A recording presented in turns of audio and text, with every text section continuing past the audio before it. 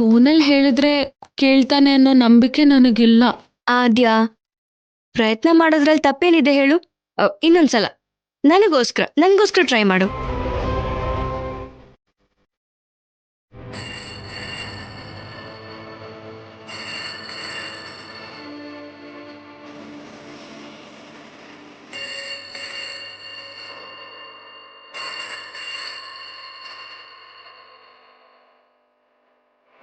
Phone ring ಆಯ್ತು, lift ಮಾಡ್ತಿಲ್ಲ.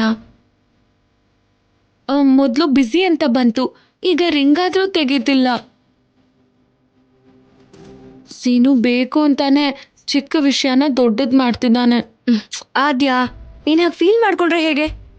ಒಂದ್ ಕೆಲ್ಸ ಮಾಡು, ಸಾಯಂಕಾಲ ಗೋಲ್ಡ್ ತಗೊಳ್ಳೋದಕ್ಕೆ ಅಂಗಡಿಗೆ ಹೋಗ್ಬೇಕು ಅಲ್ವಾ?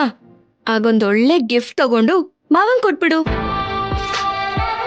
ಪ್ರೇಮಿಗಳ ಮಧ್ಯ ದೂರನ ಮಾತ್ರ ಅಲ್ಲ, ಚಿಕ್ಕ ಚಿಕ್ಕ ಗಿಫ್ಟ್ಸು ಕೂಡ ಒಂದ್ ಮಾಡ್ಬಿಡುತ್ತೆ. ನನ್ ಮಾತ್ ಕೇಳು.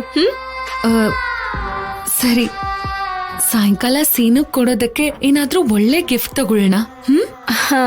ಅದೇ ತರ ಸತ್ಯನಾರಾಯಣ ಸ್ವಾಮಿ ವ್ರತಕ್ ಹೋಗ್ಬೇಕು ಅಂತ ಅಮ್ಮ ಪದೇ ಪದೇ ಹೇಳಿದ್ದಾರೆ. ನೆನ್ಪಿದೆ ಅಲ್ವಾ? ನೆನ್ಪಿದೆ, ಹೋಗೋಣ. ಮೊದ್ಲು ಕ್ಲಾಸ್. ಬನ್ನಿ, ಚೆನ್ನಾಗಿದ್ದೀರಾ? ಚೆನ್ನಾಗಿದ್ದೀನಿ ಅಮ್ಮ. ಚೆನ್ನಾಗಿದ್ದೀರಾ? ಹಾ, ಚೆನ್ನಾಗಿದ್ದೀವಿ.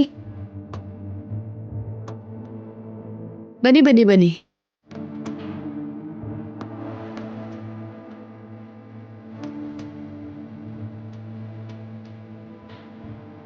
ನಾವೆಲ್ಲ ನಿಮ್ಗೋಸ್ಕರನೇ ಕಾಯ್ತಾ ಇದ್ವಿ.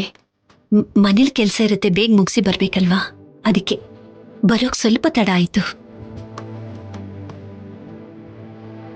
ಪರವಾಗಿಲ್ಲ ಬಿಡಿ, ನೀವು ಬಂದಿದ್ದೇ ನಮಗ್ ಸಂತೋಷ. ಸತ್ಯನಾರಾಯಣ ಸ್ವಾಮಿ ವ್ರತ ಅಂದ್ಮೇಲೆ ಬರ್ದೇ ಹೇಗಿರಕ್ಕಾಗತ್ತಮ್ಮ? ಬೆಳಗ್ಗೆನೆ ಬರೋಣ ಅನ್ಕೊಂಡ್ರೆ ಕೆಲ್ಸ ಎಲ್ಲ ಮುಗಿಸ್ಕೊಂಡ್ ಬರೋಷ್ಟರಲ್ಲಿ ಇಷ್ಟೊತ್ತಾಯ್ತಮ್ಮ. ಏನೇ ಪದ್ಮ, ಮಗನ್ ಮದ್ವೆ ಮಾಡ್ಬೇಕು ಅನ್ಕೊಂಡಿದಾರಂತೆ? ಹುಡುಗಿ ಅಮೆರಿಕದಿಂದ ಬಂದಿದ್ದಾಳಂತೆ? ಹೌದು, ನನ್ ತಂಗಿ ಮಗಳೇ ಅವಳು.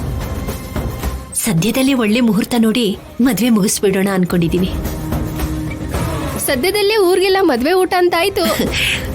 ಹೌದು, ನಿಮ್ ಮಗಳು ರಾಜಲಕ್ಷ್ಮಿನ ಕರ್ಕೊಂಡ್ ಬರ್ಬೇಕಿತ್ತು, ನಾವು ನೋಡ್ತಾ ಇದ್ವಿ. ಕಾಲೇಜಿಂದ ಬರೋದ್ ಸ್ವಲ್ಪ ತಡ ಆಗೋಯ್ತು. ಬೇಗ ರೆಡಿಯಾಗಿ ಬನ್ನಿ ಅಂತ ಹೇಳಿದೀನಿ, ಇನ್ನೇನ್ ಬಂದ್ಬಿಡ್ತಾರೆ. ಓಹೋ, ಆಗ್ಲೇ ಮದ್ವೆ ಕಳೆ ಬಂದ್ಬಿಟ್ಟಿದೆ.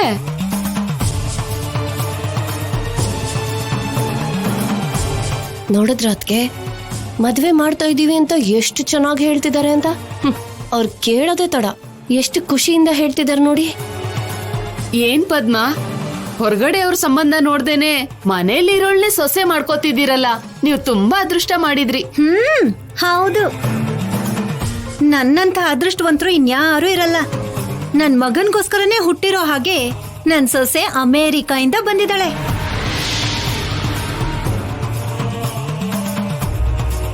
ಅಲ್ಲೇ ಹುಟ್ಟಿ ಬೆಳೆದಿದ್ದಾಳೆ, ಆದ್ರೆ ಅವಳ ರೀತಿ ಸಂಪ್ರದಾಯ ಎಲ್ಲ ನೋಡಿದ್ರೆ ಈ ಹುಡುಗಿ ಅಮೆರಿಕಾಲ್ ಹುಟ್ಟು ಬೆಳೆದಿರೋದಾ ಅಂತ ನೀವೇ ಆಶ್ಚರ್ಯ ಪಡ್ತೀರಾ. ಅಷ್ಟು ಸಂಪ್ರದಾಯಸ್ಥೆ ಅವಳು. ಅಯ್ಯೋ, ಮದ್ವೆ ಆಗೋಕ್ ಮುಂಚೆನೆ ಸೊಸೆ ಮೇಲೆ ಎಷ್ಟೊಂದ್ ಪ್ರೀತಿ. ಇದೇನದ್ಕೆ ಈ ತರ ಹೇಳ್ತಿದ್ದೀರಾ? ನಮಗಿಷ್ಟ ಇಲ್ಲ ಅನ್ನೋ ರೀತಿ ಮಾತಾಡಿದ್ರೆ ನಾವು ಸಿಕ್ಕಾಕೊಂಡ್ ಬಿಡ್ತೀವಿ. ನಮ್ಮ ಮಧ್ಯೆ ಏನೇ ಇದ್ರೂ ಎಲ್ರೂ ಮುಂದೆ ಹೀಗೆ ಮಾತಾಡ್ಬೇಕು, ನಗ್ತಾ ಇರ್ಬೇಕು. ಬನ್ನಿ, ಒಳಗ್ ಬನ್ನಿ. ಬದಲಾಯಿಸ್ಬೇಕು ಅಂತ ಅನ್ಸಿದ್ರೆ ನನ್ನೋ ಅತ್ತಿಗೆನೋ ಒಂದು ಮಾತು ಕೇಳ್ಬೇಕು ಅನ್ನೋದು ಗೊತ್ತಿಲ್ವಾ ನಿಂಗೆ? ಎಲ್ಲ ನಿನ್ನಿಷ್ಟನೇನಾ?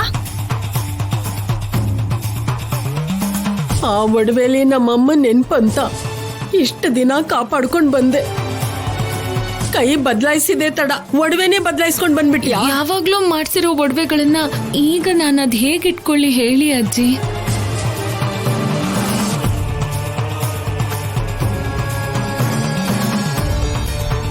ನಾವ್ ಅನ್ಕೊಂಡಂಗೆ ಆಯ್ತಲ್ಲ.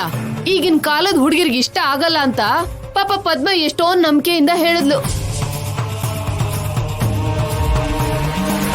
ನನ್ ನಂಬಿಕೆನೆಲ್ಲ ಹಾಳು ಮಾಡ್ಬಿಟ್ಟಿಯಲ್ಲೇ. ನಮ್ಮ ಅಜ್ಜಿ ನೆನಪಾಗಿ ಅದ್ ಯಾವಾಗ್ಲೂ ನನ್ನ ಹತ್ರನೇ ಇರತ್ತೆ ಅಂತ ಅನ್ಕೊಂಡ್ರೆ ಎಂತ ಕೆಲ್ಸ ಮಾಡ್ಬಿಟ್ಟಿಯೇ.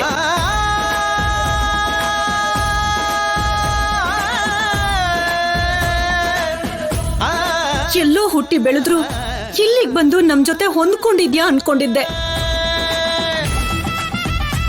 ಆದ್ರೆ ದೊಡ್ಡೋರ್ ಕೊಟ್ಟಿದ್ ವಸ್ತುಗಳು ಅಂದ್ರೆ ಒಂದು ಗೌರವ, ನಮ್ ನಂಬಿಕೆ, ನಮ್ ವಿಶ್ವಾಸದ ಮೇಲೆ ನಂಬಿಕೆ ಇಲ್ದೇ ಇರೋಳು ಅಂತ ನನಗ್ ಗೊತ್ತಿರ್ಲಿಲ್ವೇ. ನಮ್ಮ ಅಮ್ಮನ ನೆನ್ಪುಗಳನ್ನ ನೋಡ್ಕೊಳ್ಳೋ ಅವಕಾಶ ಇಲ್ದೇ ಇರೋ ಹಾಗೆ ಮಾಡ್ಬಿಟ್ಟಿಯಲ್ಲೇ. ಆ ಒಡವೆ ಹಾಗೆ ಇದ್ದಿದ್ರೆ ನಿನ್ಗೇನೇ ನಷ್ಟ ಆಗ್ತಿತ್ತು?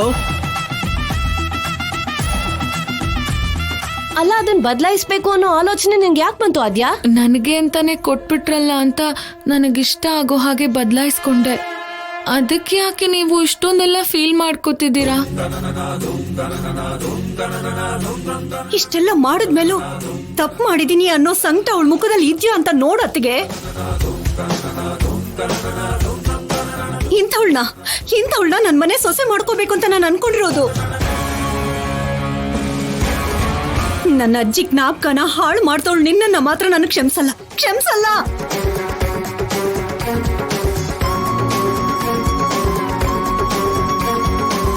ಅಯ್ಯೋ, ಎಂತ ಕೆಲ್ಸ ಮಾಡ್ಬಿಟ್ಟಿಯೇ. 3 ತಲೆಗಳು ನೋಡಿದಂತ ಒಡವೆಗಳು ಕಣೆ ಅವು.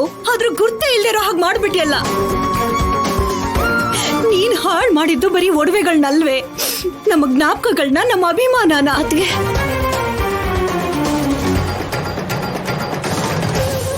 ಸುಮ್ನೆ ಇರಿ ಅತ್ಗೆ. ನಿಮ್ಗೆ ಈಗ್ಲೇ ಜ್ವರ ಬಂದಿರೋ ತರ ಇದೆ. ನೀವ್ ಹೀಗೆ ಆವೇಶ ಪಟ್ರಿ ಅಂದ್ರೆ BP ಜಾಸ್ತಿ ಆಗಿ ನಿಮ್ಗೆ ಏನಾದ್ರೂ ಆದ್ರೆ ನಾವೆಲ್ಲ ಏನಾಗ್ಬೇಕು? ಈ ನೋವಿಗಿಂತ ಅದೇ ಒಳ್ಳೇದು ಪಾರ್ವತಿ. ಹೋದ್ರೆ ಹೋಗ್ತೀನಿ ಬಿಡು.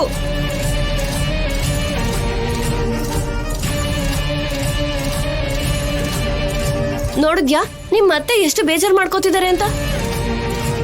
ದೊಡ್ಡೋರ್ ಒಡವೆನ ಬದಲಾಯಿಸಬಾರ್ದು ಅನ್ನೋ ಜ್ಞಾನ ಕೂಡ ಇಲ್ವಾ ನಿನ್ಗೆ?